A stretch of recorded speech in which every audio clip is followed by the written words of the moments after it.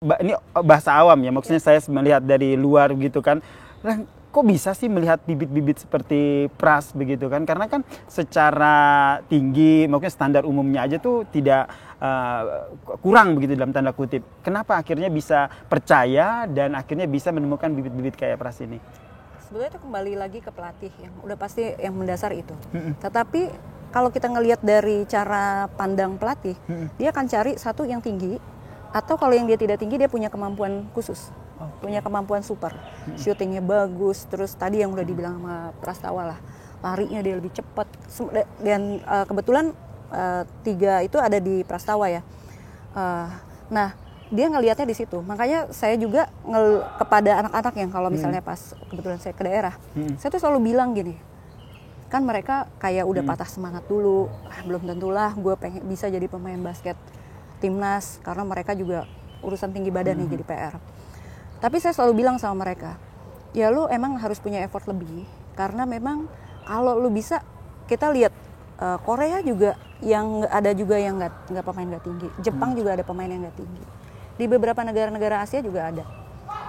Artinya kalau mau bisa seperti Prastawa ya kerjanya harus lebih kencang, ya? Lebih keras, lebih ekstra. Dan kebetulan juga nih kalau kita bicara Indonesia, size kita ya rata-rata ya begini. Betul. Iya kan?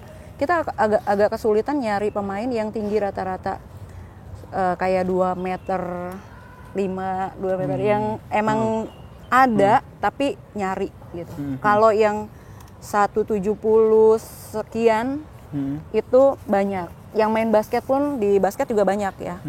Nah, cuman tinggal masalah bagaimana skillnya mereka. Skillnya ya, termaksud dari Pras sendiri ya, mengasah skill, kekurangan-kekurangan itu tidak jadi fokus tapi kelebihannya ya. Orang tua sebagai pebasket ini sebagai motivasi kah atau sebagai beban nih?